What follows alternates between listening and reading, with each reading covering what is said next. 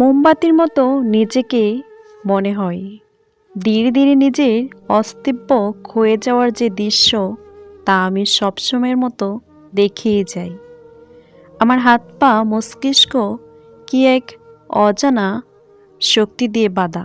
নিজে জ্বরে পড়া দৃশ্য নিজের চোখে দেখেও যখন কিছু বলতে পারি না, তখন মনে হয় আমি সেই মোমবাতি যাকে একবার জ্বালিয়ে দিলে নিজে থেকে আর নিজেকেই পুড়তে থাকা থেকে থামাতে পারে না। এত দীর্ঘ জীবন আমার এভাবে হাঁসফাঁস করে কেটে যাচ্ছে। একটা মানুষ নেই যে আমার বেঁচে থাকা অস্তিত্বকে ক্ষয়ে যাওয়া থেকে কুড়িয়ে নিয়ে নিরাপদ একটা আশ্রয় দেবে। বিচ্ছেদের 4টা বছর পর হঠাৎ একদিন তোমার মেসেজ এলো আমার সিম নাম্বারে, কেমন আছো? যখন নোটিফিকেশনটা দেখলাম, আমার বুকে কেমন জানি একটা ব্যথা অনুভব করলাম। আমার পুরো পৃথিবী মুহূর্তের মধ্যে এলোমেলো হয়ে গেল। মেসেজটা খুব ছোট ছিল, কিন্তু আমার খারাপ লাগাটা ছিল একটা সমুদ্রের সমান। খারাপ এজন্য লাগেনি তুমি এতদিন পর মেসেজ দিয়েছ, এজন্য লাগেনি তোমার স্মৃতি চোখে বেশি উঠেছে। তুমি যদি আমাকে 10 লাইনের একটা মেসেজ দিতে, আমার হয়তো তেমন কিছু যেত না, আসতো না। কিন্তু তোমার কেমন আছো মেসেজটা আমার ভেতর একটা চাপা কষ্ট চাপিয়ে দিয়েছে। কারণ আমি বুঝে গিয়েছিলাম তুমি ভালো নেই। আমি হারিয়ে গেলে কারো শূন্য লাগে না, অথচ কেউ একটু দূরে গেলেই আমার খারাপ লাগে।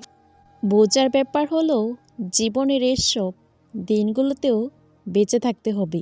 চোখ মুছতে হবে, হাসি হাসি মুখে সৌজন্য বিনিময় করতে হবে, কাজে যেতে হবে, দুদিকে তাকিয়ে রাস্তা পার করতে হবে, বাড়ি ফিরে খাবার টেবিলে বসতে হবে, ঘুমানোর চেষ্টা করতে হবে এবং নিজেকে নিজেই মনে করাতে হবে যে এই অন্ধকার চিরস্থায়ী নয়। বোর হবে, আলো ফুটবে, সব ঠিক না হয়ে গেলেও কষ্ট কমে যাবে ঠিক। মৃত্যুই সুন্দর, মৃত্যুই মন কাড়ে, মৃত্যুতেই মায়া বাড়ে। বুকের ভিতর সব হারানোর কান্না জমিয়ে তোমার চলে যাওয়ার দিকে মেষ চোখে তাকিয়েছিলাম অনেকক্ষণ। সেই বিবস্বং বিকেলে আমার মধু বনি শাড়ি জুড়ে সংসার পেতে বসে আছে। চোখে স্মৃতিদের নিঃসঙ্গ পায়চারি নিয়ে আমি কাপড় কারখানায় স্টিক করে রাখি গভীর যত্নে। তোমার দেওয়া চিঠিগুলো আছে, মাঝে মধ্যে ইচ্ছে করে কোনো চলন্ত ট্রেনে দু চোখ বন্ধ করে ছুঁড়ে ফেলে দিই। না ফেলে দিতে পারলেও ইচ্ছে করে রস যশের কেতাবি পৃথিবীতে আর কবার নিরক্ষর হতে কোনো লাইন যেন আমার ঠোঁটে উচ্চারিত না হয়। তোমার দ্রুতগামী এক এক কদম যখন অস্পষ্ট করে তুলেছিল তোমাকে, তখন বারবার মনে হচ্ছিল তুমি যার চোখের মাপে বুকের ভিতর জায়গা রাখতে গেলে সে কি জানে খুব বেশি কষ্ট পেলে তোমার মাথায় হাত বুলিয়ে দিতে হয়।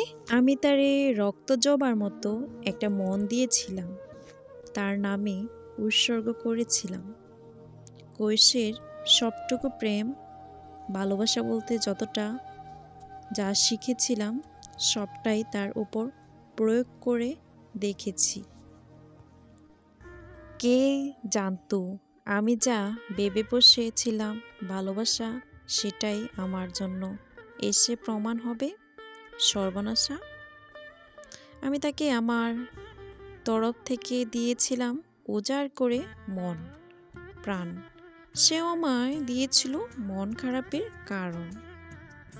আমার সমস্ত আন্তরিকতা মায়া ভালোবাসার বিনিময় সে দিয়ে গিয়েছে অজন্ম আফসোস, চিরকালের কলঙ্ক।